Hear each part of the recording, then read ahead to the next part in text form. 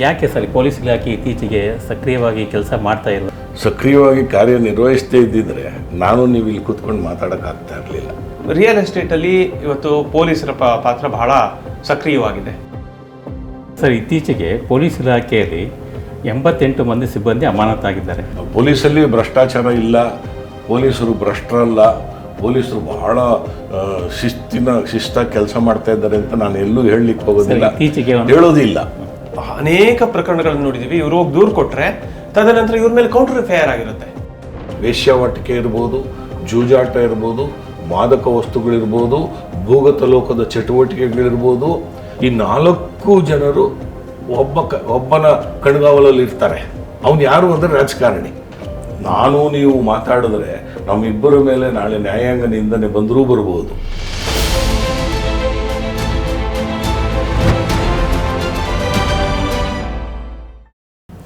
ಎಲ್ಲರಿಗೂ ನಮಸ್ಕಾರ. ಪ್ರಜಾವಾಣಿಯ ಇಂದಿನ ಚರ್ಚೆಗೆ ತಮ್ಮೆಲ್ಲರಿಗೂ ಆತ್ಮೀಯವಾದ ಸ್ವಾಗತ. ಇಂದಿನ ಚರ್ಚೆಯ ವಿಷಯ ಪೊಲೀಸ್ ಇಲಾಖೆಯಲ್ಲಿ ಹೆಚ್ಚುತ್ತಿರುವ ಭ್ರಷ್ಟಾಚಾರ ಮತ್ತು ಅಪರಾಧ ಪ್ರಕರಣಗಳು.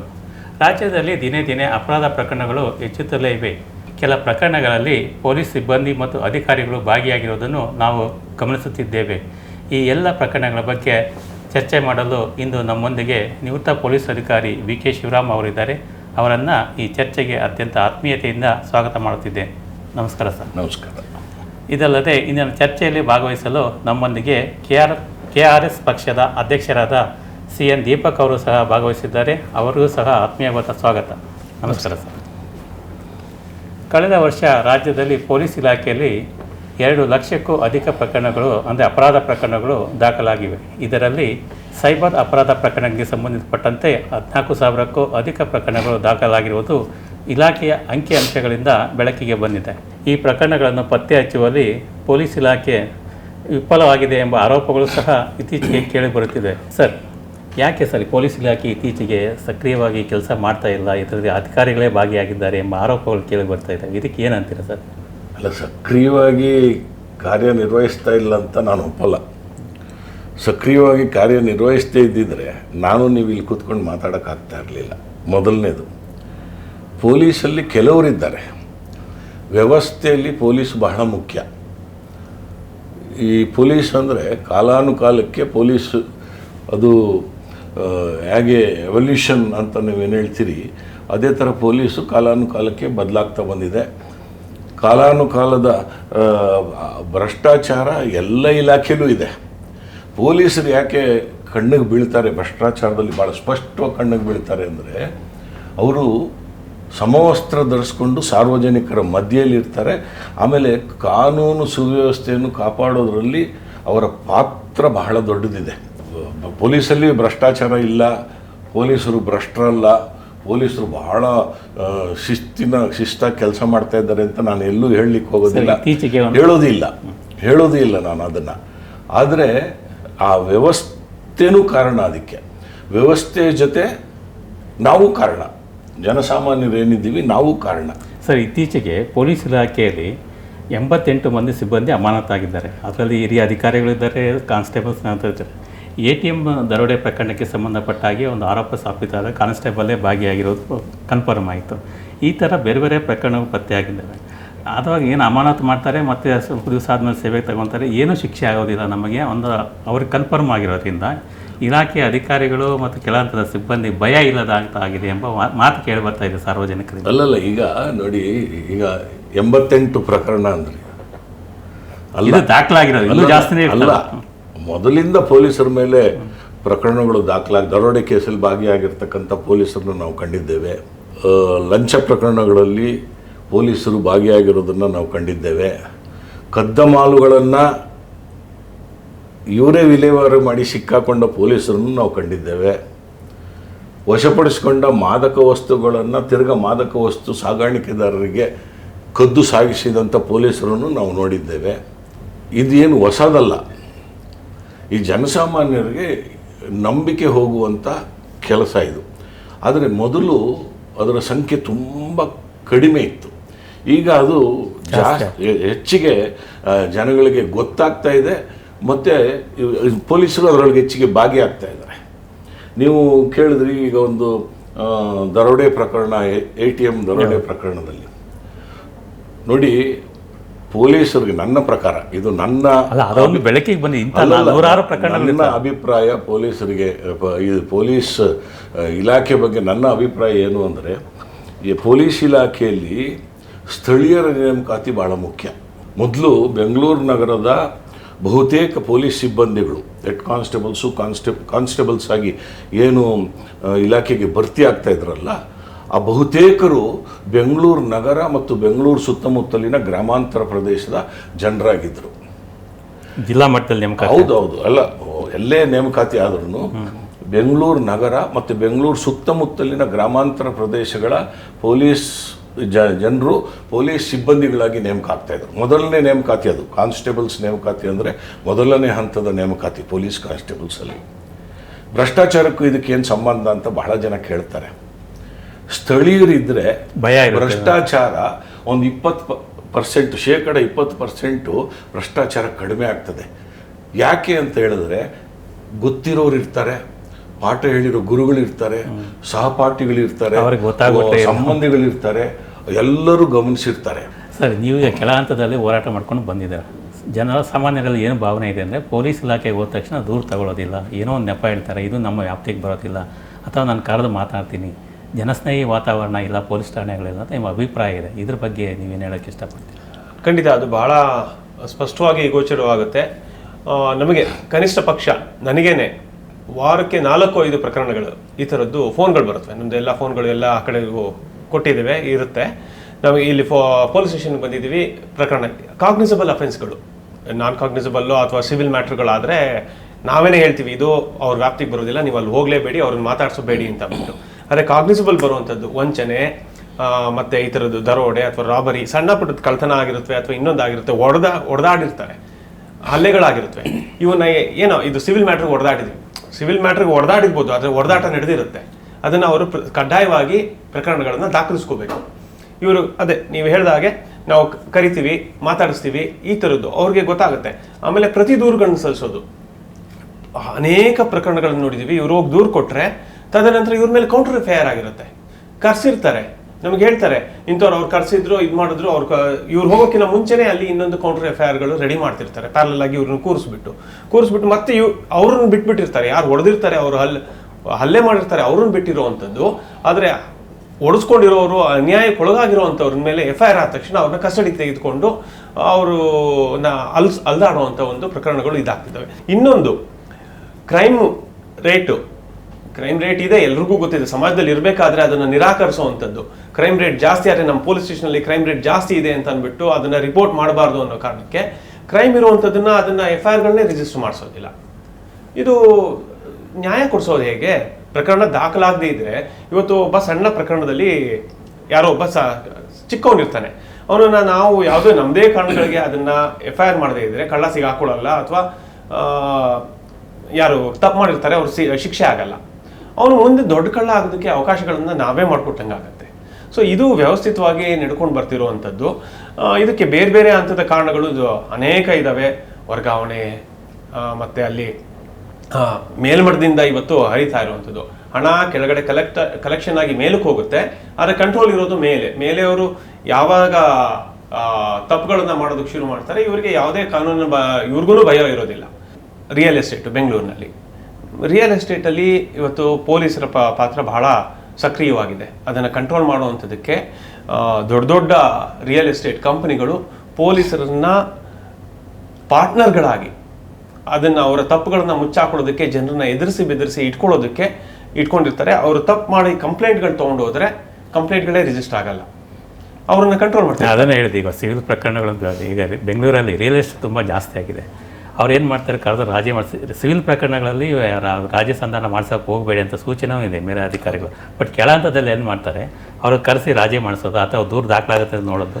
ಈ ಪ್ರಕರಣಗಳು ಇತ್ತೀಚೆಗೆ ಜಾಸ್ತಿ ಆಗ್ತಾ ಇದೆ. ಅದಕ್ಕೆ ನಾನು ಪೊಲೀಸ್ ಇಲಾಖೆಯನ್ನು ಕಂಡಿರೋದು 1977ರಿಂದ 2008 ತನಕ ನಾನು ಪೊಲೀಸ್ ಇಲಾಖೆಯಲ್ಲಿ ಇದ್ದವನು. ಮೊದಲಿಗೆ ಪೊಲೀಸ್ ಇಲಾಖೆಯಲ್ಲಿ ಅಧಿಕಾರಿಗಳ ವರ್ಗಾವಣೆ ಸಂಪೂರ್ಣ ಪೊಲೀಸ್ ಮೇಲಧಿಕಾರಿಗಳ ಕೈಯಲ್ಲಿತ್ತು. ಆಮೇಲೆ ಮೊದಲೆಲ್ಲ ತುಂಬ ಕೆಟ್ಟ ಪೊಲೀಸ್ ವ್ಯವಸ್ಥೆ ಅಂದರೆ ಜಾತಿಯ ಆಧಾರದ ಮೇಲೆ ವರ್ಗಾವಣೆ ಮಾಡ್ತಾ ಇದ್ದಿದ್ದು ಭಾಳ ಕೆಟ್ಟ ಒಂದು ಚಾಳಿ ಇತ್ತು.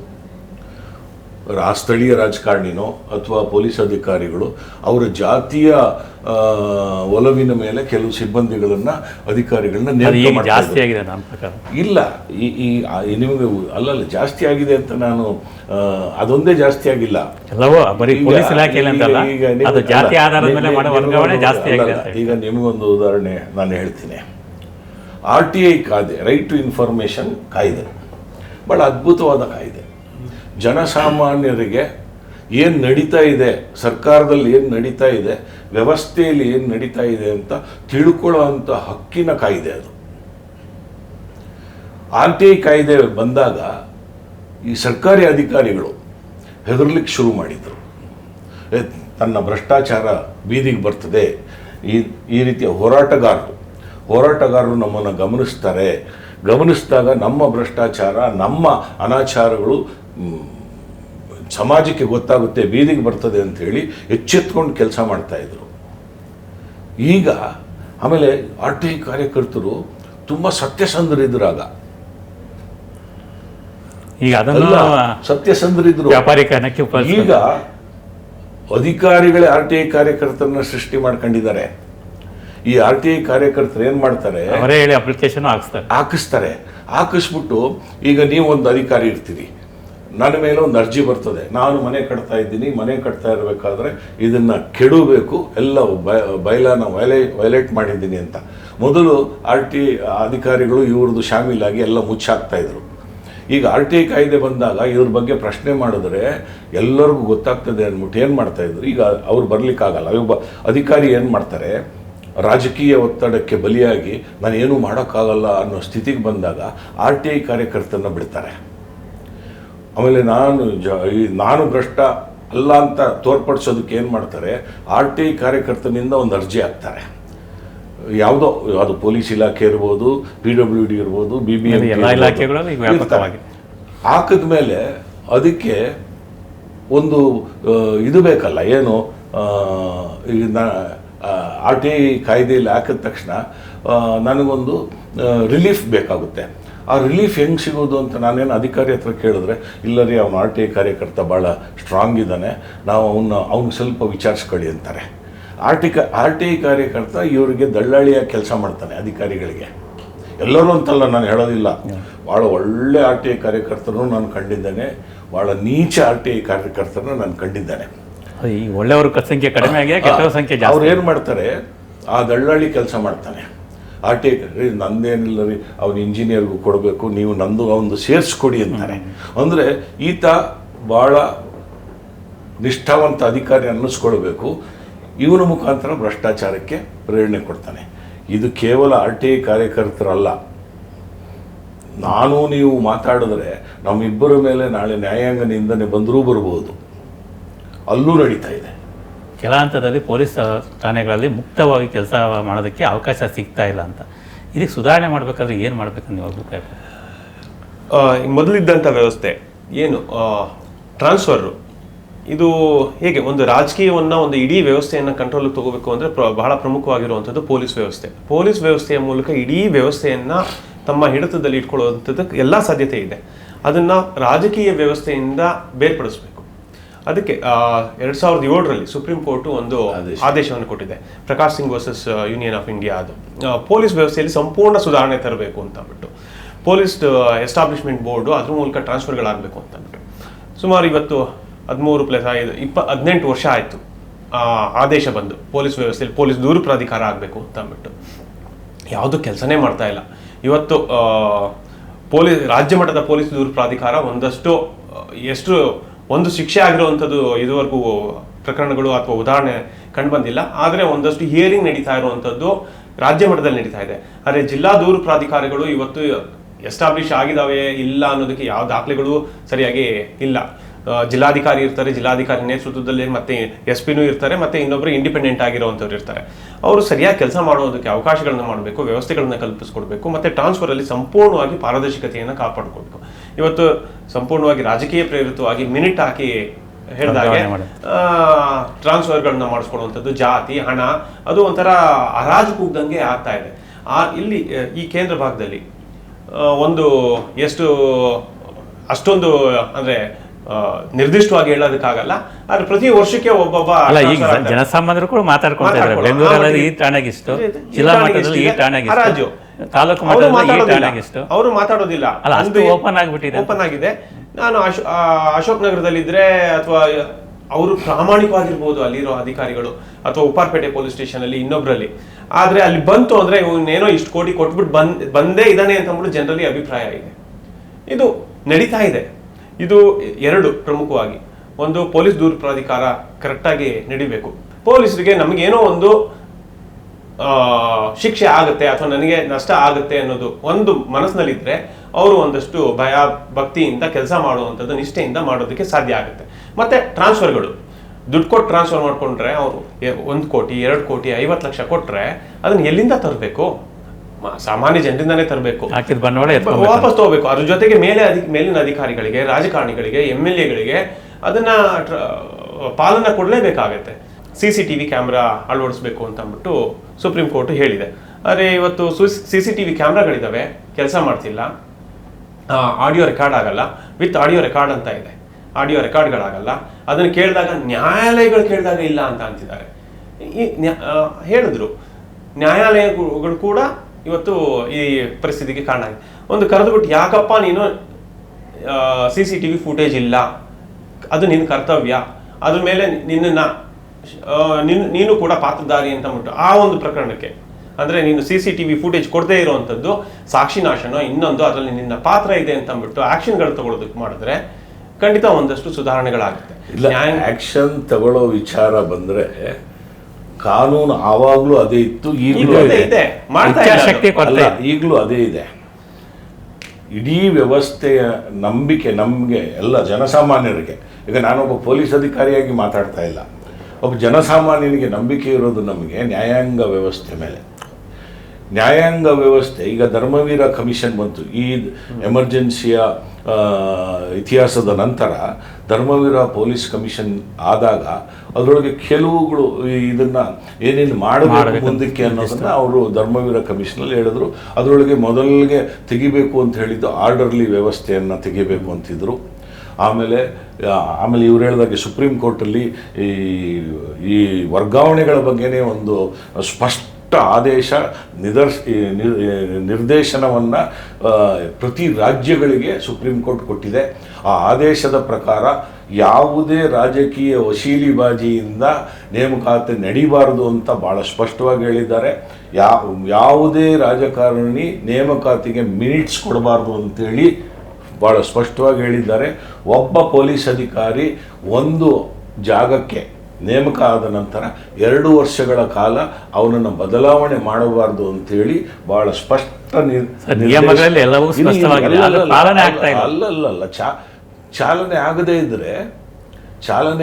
ಇದ್ರೆ ಆದೇಶ ನೀಡಿದಂಥ ಕೋರ್ಟ್ನವರು ಯಾವತ್ತು ಬೇಕಾದರೂ ಸೋಮೋಟೋ ಕೇಸುಗಳನ್ನು ತಗೊಳ್ಬೋದು. ಈಗ ಅವ್ರೇನು ಮಾಡ್ತಾರೆ, ಈಗ ನಿಮಗೆ ಚೆನ್ನಾಗಿ ಗೊತ್ತಿದೆ, ವರ್ಗಾವಣೆಯ ದಂಧೆ 2 ವರ್ಷ ಇದ್ದಿದ್ದನ್ನು ವರ್ಗಾವಣೆ 1 ವರ್ಷಕ್ಕೆ ಮಾಡಿಕೊಂಡು, 1 ವರ್ಷ ಆದ ತಕ್ಷಣ ವರ್ಗಾವಣೆ ಮಾಡಿದಂಥ ರಾಜಕಾರಣಿ ರಿನ್ಯೂವಲ್ ಚಾರ್ಜ್ ಕೇಳ್ತಾನೆ.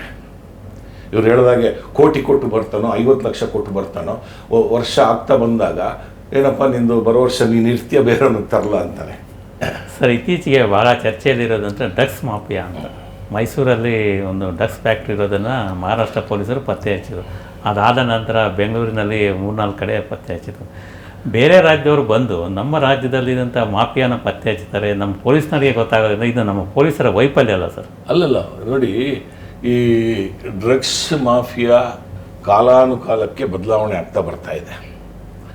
ಬೆಂಗಳೂರು ನಗರದಲ್ಲಿ ಮೊದಲಿಗೆ ಮಾದಕ ವಸ್ತು ಅಂದರೆ 2 ಇದ್ದಿತ್ತು: ಗಾಂಜಾ, ಕಳ್ಳಬಟ್ಟಿ ಸಾರಾಯಿ, ಗಾಂಜಾದ ಮಾಫಿಯಾ ಎಲ್ಲಿ ಉರುಗಿದೆ ಅಂದರೆ ಪಶ್ಚಿಮ ಘಟ್ಟದಲ್ಲೂ ಗಾಂಜಾದ ಮಾಫಿಯಾ ಇದೆ.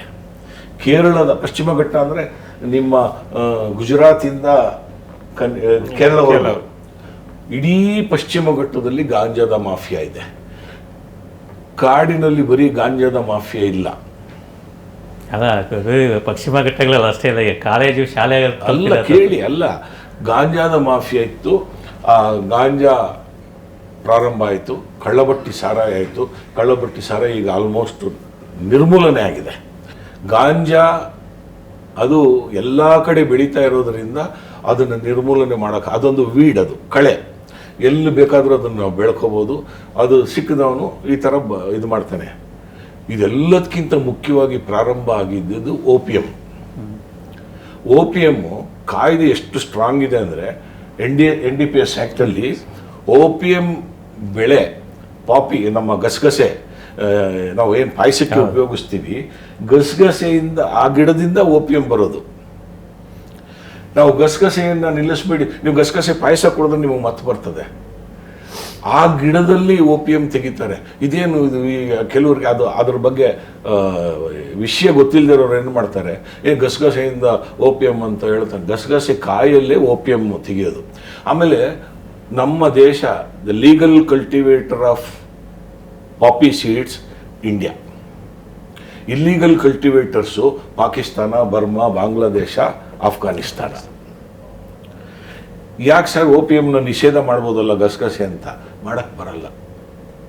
ಯಾಕೆ ಮಾಡೋಕ್ಕೆ ಬರಲ್ಲ ಅಂದರೆ, ಇವತ್ತು ಪ್ರಪಂಚದಲ್ಲಿ ಏನು ಪೇನ್ ಕಿಲ್ಲರ್ಸ್ ಎಲ್ಲ ಪ್ರಿಪೇರ್ ಮಾಡ್ತಾ ಇದ್ದಾರಲ್ಲ ಫಾರ್ಮಸ್ಯೂಟಿಕಲ್ ಕಂಪನಿಗಳಿಗೆ, ಮೇನ್ ಇಂಗ್ರೀಡಿಯೆಂಟು ಅದರ ಓಪಿಯಂ ಪ್ರಾಡಕ್ಟೇ. ಆ ಓಪಿಯಮ್ಮು ರಾಜಸ್ಥಾನ ಇದರ ಮುಖಾಂತರ ಈಗ ಪಂಜಾಬಲ್ಲಿ ಚುನಾವಣೆ ಆಗ್ತದೆ. ಪಂಜಾಬಲ್ಲಿ ಕಂಪಲ್ಸರಿ ನೀವು ಓಪಿಯಂ ಕೊಡಬೇಕು. ಓಪಿಯಂ ಎಷ್ಟು ಕೊಡ್ತೀಯ ಅಂತ ಕೇಳ್ತಾರೆ. ಇಲ್ಲಾಂದರೆ ಯುವಜನರು ನಿಮ್ಮ ಜೊತೆ ಬರೋದೇ ಇಲ್ಲ ಚುನಾವಣೆ ಪ್ರಚಾರಕ್ಕೆ. ಆ ಸ್ಥಿತಿ ಇದೆ. ಇದು ಬೆಂಗಳೂರಲ್ಲಿ ನೀವು ಕೇಳಿದ್ರಿ, ನಾವು ಕರ್ನಾಟಕ ಪೊಲೀಸರು ಬೇರೆ ಕಡೆ ದಾಳಿ ಮಾಡಿ, ಆಂಧ್ರದಲ್ಲಿ ದಾಳಿ ಮಾಡಿದ್ದೇವೆ, ತಮಿಳುನಾಡಲ್ಲಿ ದಾಳಿ ಮಾಡಿದ್ದೇವೆ, ಲಕ್ಷಾಂತರ ರೂಪಾಯಿಗಳ ಮಾದಕ ವಸ್ತುಗಳನ್ನು ನಾವು ವಶಪಡಿಸ್ಕೊಂಡಿದ್ದೇವೆ, ಎಲ್ಲವೂ ಇದೆ. ಈಗ ಯಾಕೆ ಅತಿ ಹೆಚ್ಚು ನಡೀತಾ ಇದೆ ಅಂದರೆ, ಅತಿ ಹೆಚ್ಚು ವಲಸಿಗರು, ಅಂತಾರಾಷ್ಟ್ರೀಯ ಮಟ್ಟದ ಜಾಲನೂ ಇದೆ. ವಲಸಿಗರು ಅತಿ ಹೆಚ್ಚು ವಲಸಿಗರು ಬೆಂಗಳೂರಿಗೆ ಬಂದರು. ಆಮೇಲೆ ಹೆಚ್ಚಿನ ಅಧಿಕಾರಿಗಳು ಕರ್ನಾಟಕಕ್ಕೆ ನೇಮಕ ಆಗಿ ಬರ್ತಾ ಇರುವಂಥ ಅಧಿಕಾರಿಗಳು, ಹೊರ ರಾಜ್ಯದ ಅಧಿಕಾರಿಗಳು ಜಾಸ್ತಿ ಬರ್ತಾ ಇರೋದರಿಂದ ಈ ಭ್ರಷ್ಟಾಚಾರ, ಈ ಅವ್ಯವಸ್ಥೆಗಳು. ಯಾಕೆಂದರೆ ಸ್ಥಳೀಯ ಅಧಿಕಾರಿ ಆದರೆ ಅವನನ್ನು ಗಮನಿಸ್ತಾ ಇರ್ತಾರೆ. ಏನು ಅದರಿಂದ ಸಂಪೂರ್ಣ ಸ್ಥಳೀಯರೆಲ್ಲ ಪ್ರಾಮಾಣಿಕರಂತ ಹೇಳಿ ಖಂಡಿತ ಅಲ್ಲ.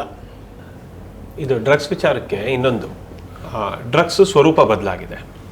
ಹಿಂದೆ ಹೇಳಿದಾಗೆ ಗಾಂಜಾ, ಅಫೀಮು, ಬ್ರೌನ್ ಶುಗರ್, ನೀವು ಪೇಪರ್ ಅಲ್ಲಿ ನೋಡಿದ್ರು ಈಗ ಮೂರೇ ಬರ್ತಿದ್ದು. ಇವತ್ತು ಅದನ್ನೆಲ್ಲ ರೀಪ್ಲೇಸ್ ಮಾಡಿ MDM ಅಂತ ಆರ್ಟಿಫಿಷಿಯಲ್ ಮ್ಯಾನುಫ್ಯಾಕ್ಚರ್ ಮಾಡಿರುವಂಥದ್ದು ಕೃತಕವಾಗಿ. ಅದು ಮಾಡೋದಿಲ್ಲ, ಸಣ್ಣ ಸಣ್ಣ ಫ್ಯಾಕ್ಟ್ರಿಗಳಲ್ಲಿ ಮೈಸೂರಲ್ಲಿ ಆಗಿರುವಂಥದ್ದು ಅದೇನೆ. ಇದು ಕೇವಲ ಪೊಲೀಸ್ ವ್ಯವಸ್ಥೆಯ ವೈಫಲ್ಯ ಅಲ್ಲ ಅಥವಾ ಪಾಲ್ದಾರಿಕೆ ಅಲ್ಲ, ಇಡೀ ವ್ಯವಸ್ಥೆಯ. ಪೊಲೀಸರು ಅಲ್ಲೇನೋ ನಡೆದಾಗ ಸಾಗಾಟ ಮಾಡಬೇಕಾದ್ರೆ ಸಂದರ್ಭದಲ್ಲಿ ಪೊಲೀಸ್ ವ್ಯವಸ್ಥೆ ಬರುತ್ತೆ, ಹಿಡಿಯುವಂಥದ್ದು ಇನ್ನೊಂದು. ಅಲ್ಲಿ ತಯಾರಾಗಬೇಕಾದ್ರೆ ಅದನ್ನ ನೋಡ್ಕೊಳ್ಳುವಂಥದ್ದು, ಪೊಲೀಸ್ ಹೋಗಿ ಒಳಗಡೆ ನೋಡುವಂಥದ್ದಲ್ಲ. ಅರೆ ವೈಫಲ್ಯ ಇದೆ, ಆದರೆ ಇದು ಇಂಟೆಲಿಜೆನ್ಸು ಮತ್ತು ಅಲ್ಲಿ ಟ್ರೇಡ್ ಲೈಸೆನ್ಸ್ ಕೊಡುವಂಥದ್ದು, ಫ್ಯಾಕ್ಟ್ರಿಗಳನ್ನ ಎಸ್ಟಾಬ್ಲಿಷ್ ಮಾಡೋದಕ್ಕೆ ಪಾಲಿಕೆಯವರು ಕೊಡುವಂಥದ್ದು, ಅಲ್ಲಿ ಏನು ನಡೀತಾ ಇದೆ, ಪೊಲ್ಯೂಷನ್ ಯಾವ ಥರ ಬರ್ತಿದೆ, ಅಕ್ಕಪಕ್ಕದವ್ರದ್ದು ಹೇಗೆ ಏನು ಭಾಗವಹಿಸಿಕೆ ಇದೆ, ಇದು ಇಡೀ ವ್ಯವಸ್ಥೆಯ ಒಂದು ಭ್ರಷ್ಟ ವ್ಯವಸ್ಥೆ ಏನಿದೆ ಅದು ಡ್ರಗ್ಸ್ ವಿಚಾರದಲ್ಲಿ ಬಹಳ ದೊಡ್ಡ ಮಟ್ಟದಲ್ಲಿದೆ. ಅದೇ ಇದರಿಂದ ವ್ಯವಸ್ಥಿತವಾದ ಜಾಲ ಇದೆ, ಸಂಪೂರ್ಣವಾಗಿ. ಅದಕ್ಕೆ ರಾಜಕಾರಣಿಗಳು ಸಪೋರ್ಟ್ ರಾಜಕಾರಣಿಗಳ ಸಪೋರ್ಟ್ ಇದೆ, ಬೇರೆ ಬೇರೆ ಅಧಿಕಾರಿಗಳ ಸಪೋರ್ಟ್ ಇದೆ, ಪೊಲೀಸರಿಗೆ ಗೊತ್ತಿದ್ದೂ ನಡೆಯುತ್ತೆ. ಇಂಟರ್ಫಿಯರ್ ಆಗ್ತೀನಿ ನಾನು. ಈಗ ಇವ್ರು ಹೇಳಿದ್ದು ಬಹಳ ಅಕ್ಷರಶಃ ಸತ್ಯ. ಒಂದು ಪೊಲೀಸ್ ಠಾಣೆ ವ್ಯಾಪ್ತಿಲಿ ಒಬ್ಬ ಪೊಲೀಸ್ ಅಧಿಕಾರಿ ನೇಮಕ ಆದಾಗ ಅವನ ಕಣ್ತಪ್ಪಿಸಿ ಏನು ಮಾಡಲಿಕ್ಕೆ ಸಾಧ್ಯನೇ ಇಲ್ಲ. ಅದು ಮಾದಕ ವಸ್ತುಗಳಿರ್ಬೋದು, ಜೂಜು ಆಡುವಂಥ ಅಡ್ಡೆಗಳಿರ್ಬೋದು, ಇಲ್ಲ ಅಂದರೆ ಯಾವುದು ಕಾನೂನು ಬಾಹಿರ ಚಟುವಟಿಕೆಗಳಿರ್ಬೋದಲ್ಲ. ಒಬ್ಬ ಸ್ಥಳೀಯ ಪೊಲೀಸ್ ಅಧಿಕಾರಿ, ಈಗ ಒಂದು ಪೊಲೀಸ್ ಠಾಣೆಯ ಠಾಣಾಧಿಕಾರಿಯಾಗಿ ಒಬ್ಬ ಇನ್ಸ್ಪೆಕ್ಟರ್ ಕನಿಷ್ಠ 10 ವರ್ಷಗಳ ಅನುಭವ ಇರ್ತಕ್ಕಂಥವನು ಅಲ್ಲಿರ್ತಾನೆ, ನೇಮಕಗೊಂಡಿರ್ತಾನೆ.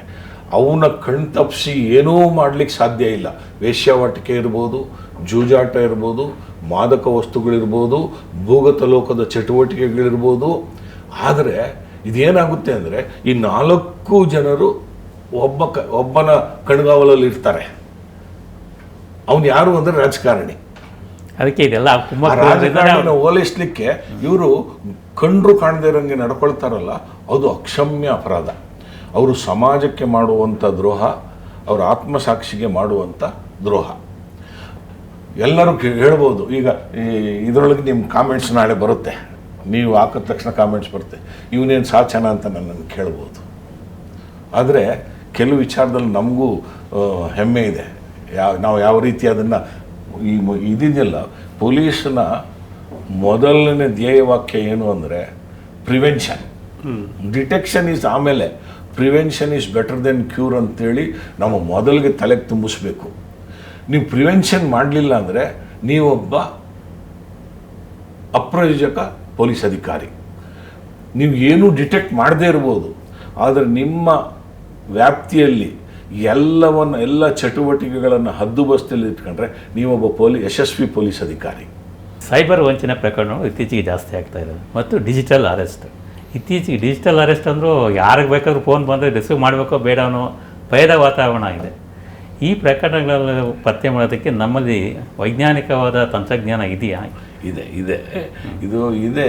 ಆಮೇಲೆ ಏನಾಗುತ್ತೆ ಈಗ ನೋಡಿ, ಇವತ್ತಿನ ದಿನಪತ್ರಿಕೆ ನಮ್ಮಲ್ಲಿ ಪೊಲೀಸ್ ಠಾಣೆ, ಸೈಬರ್ ಪೊಲೀಸ್ ಠಾಣೆಗಳು ಬರೀ ಒಂದು ವಿಭಾಗಕ್ಕೆ ಒಂದಾಗಿರೋ ಎಲ್ಲ ಠಾಣೆಗಳು ಅದ ಹತ್ರ ಅಪ್ಗ್ರೇಡ್ ಆಗಬೇಕು ಅನ್ನೋ ಭಾವನೆ. ಇಡೀ ಪ್ರಪಂಚದಲ್ಲಿ ಮೊದಲನೇ ಸೈಬರ್ ಪೊಲೀಸ್ ಠಾಣೆ ಪ್ರಾರಂಭ ಆಗಿದ್ದು ಕರ್ನಾಟಕದಲ್ಲಿ. ಪ್ರಪಂಚದಲ್ಲಿ ಮೊದಲನೇ ಸೈಬರ್ ಪೊಲೀಸ್ ಠಾಣೆ ಪ್ರಾರಂಭ ಆಗಿದ್ದು ಕರ್ನಾಟಕದಲ್ಲಿ. ಕರ್ನಾಟಕದ ಪೊಲೀಸರಲ್ಲ, ಇಡೀ ದೇಶದ ಪೊಲೀಸರು ಇವತ್ತು ಆ ಪ್ರಕರಣಗಳಲ್ಲಿ ಅನುಭವಸ್ಥರಾಗಿದ್ದಾರೆ. ಅಂದರೆ ಕಳೆದ ವರ್ಷ ಸುಮಾರು 100 ಕೋಟಿಗೂ ಹೆಚ್ಚು ವಂಚನೆ ಆಯಿತು ಸೈಬರ್ ಪ್ರಕರಣಗಳಲ್ಲಿ. ಪತ್ತೆ ಮಾಡಿದ್ದು ಬರೀ 24 ಕೋಟಿ ಅಲ್ಲ. ಈಗ ಪ್ರಕರಣಗಳಲ್ಲಿ ಅದರೊಳಗೆ ನೊಂದವರು ಯಾರು? ಎಲ್ಲ ತರಹದ ಜನರು ಇದ್ದಾರಲ್ಲ. ನೊಂದವರು ಯಾರು ಸರ್? ಹಿರಿಯ ಅತಿ ಹೆಚ್ಚು ನೊಂದವರು ಬಹಳ ಬುದ್ಧಿಜೀವಿಗಳು, ವಿದ್ಯಾವಂತರು. ಅದು ಸರಿನೇ ಅಲ್ಲ, ಕೇಳಿ. ಇವತ್ತು ಸುಪ್ರೀಂ ಕೋರ್ಟ್ನ ನಿವೃತ್ತ ನ್ಯಾಯಾಧೀಶರಿಗೆ ಸೈಬರ್ ವಂಚಕರು ಫೋನ್ ಮಾಡಿ, ನೀನು ರಾಜ್ಯ ಎಲ್ಲ ಅನುಕೂಲಗಳನ್ನು ಪಡೆದಿದ್ದರೆ ನಾವು ಯಾಕೆ ನಿಮ್ಮನ್ನು ಪ್ರಶ್ನೆ ಮಾಡಬಾರ್ದು, ನಿಮ್ಮನ್ನು ದಸ್ತಗಿರಿ ಮಾಡಬಾರ್ದು ಅಂತ ಸುಪ್ರೀಂ ಕೋರ್ಟ್ ನ್ಯಾಯಾಧೀಶ ಇಲ್ಲಪ್ಪ ನಾನು ಮಾಡಬೇಡಿ, ನಿನ್ಗೇನು ಬೇಕೋ ಕಳಿಸ್ತೀನಿ ಅಂದರೆ ವ್ಯವಸ್ಥೆ ವ್ಯಂಗ್ಯ. ಆದರೆ ಅವ್ರೇನು ಮಾಡಿದ್ರು? ಅದ್ರ ಬಗ್ಗೆ ದೂರು ದಾಖಲು ಮಾಡೋದು. ನೀವು ದೂರು ದಾಖಲು ಮಾಡಬೇಕು. ಕಳ್ಕೊಂಡ್ಮೇಲೆ ದೂರು ದಾಖಲೆ ಮಾಡೋದಿದೆಯಲ್ಲ, ಅದು ಮೂರ್ಖತನದ ಪರಮಾವಧಿ. ಈಗ ಡಿಜಿಟಲ್ ಅರೆಸ್ಟ್ ಅಂತ ಮಾಡ್ಕೊಂಡಿದ್ದಾರೆ. ಜಾಸ್ತಿ ಆಗಿದೆ ಪ್ರಪಂಚದಲ್ಲಿ. ಡಿಜಿಟಲ್ ಅರೆಸ್ಟ್ ಇಲ್ಲವೇ ಇಲ್ಲ. ಅದು ಯಾಕೆ ಜಾಸ್ತಿ ಆಗಿದೆ ಅಂದರೆ ಸರ್, ನಾವು ಕಾನೂನಿನ ಅರಿವು ಮೂಡಿಸದೇ ಇರತಕ್ಕಂಥ ವ್ಯವಸ್ಥೆ ಇದು ಸರ್. ಅರಿವು ಭಾಳ ಮುಖ್ಯ.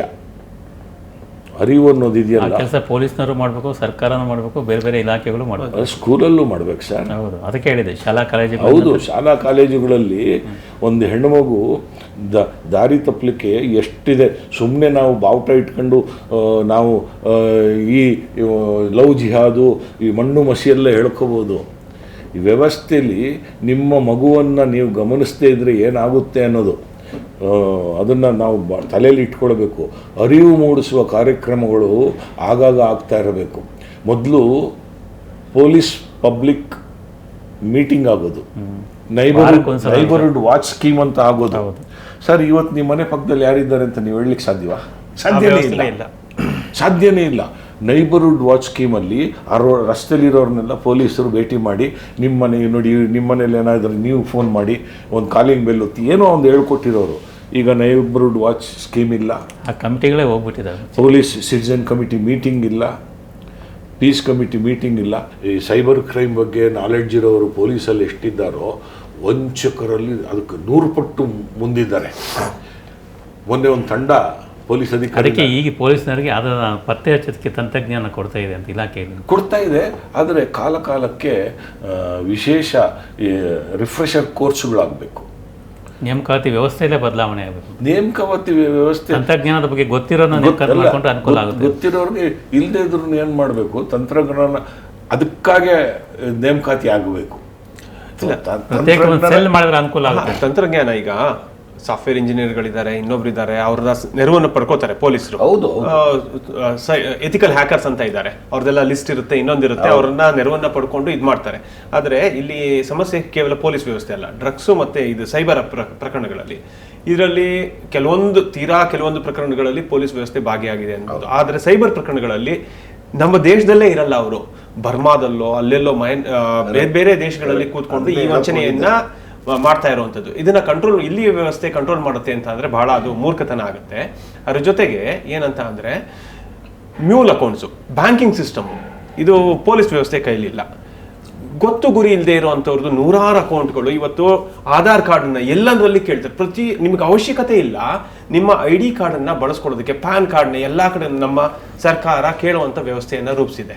ಅದು ಎಲ್ಲಂದ್ರಲ್ಲಿ ಯಾರ್ಗಂದ್ರಲ್ಲಿ ಸಿಗುವಂತ ವ್ಯವಸ್ಥೆ ಇರ್ಬೇಕಾದ್ರೆ ಅದನ್ನ ದುರುಪಯೋಗ ಮಾಡ್ಕೊಂಡು ನೀವು ಒಂದು ಬ್ಯಾಂಕ್ಗೆ ಹೋಗಿ ಅವ್ರು ಏನೋ ಹೇಳಿದ್ರೆ ಡೀಟೇಲ್ಸ್ ಕೊಟ್ಟರೆ KYC ಡೀಟೇಲ್ಸ್ ಕೊಟ್ಟರೆ ಸಾಕು, ಬ್ಯಾಂಕ್ ಅಕೌಂಟ್ ಓಪನ್ ಆಗುವಂತ ವ್ಯವಸ್ಥೆ ಇದೆ. ಮಾಹಿತಿ ಸೋರಿಕೆ ಬಹಳ ಎಲ್ಲರಿಗೂ ಸಿಗ್ತಾ ಇದೆ. ಅದನ್ನ ಬಳಸ್ಕೊಂಡು ದುರುಪಯೋಗ ಮಾಡಿಕೊಂಡು ಸಾವಿರಾರು ಲಕ್ಷಾಂತರ ಅಕೌಂಟ್ಗಳು ಇರುವಂತ ಸಂದರ್ಭದಲ್ಲಿ ಅದನ್ನ ಪತ್ತೆ ಮಾಡುವಂಥದ್ದು ಕಷ್ಟ, ಅದನ್ನು ವಾಪಸ್ ತರಿಸುವಂಥದ್ದು ನೀವು ಕ್ಷಣ ಮಾತ್ರದಲ್ಲಿ 10-15 ಅಕೌಂಟ್ ಬದಲಾಯಿಸುವಂತ ಸಾಫ್ಟ್ವೇರ್ ಬರ್ದಿಟ್ಬಿಟ್ಟಿರ್ತಾರೆ.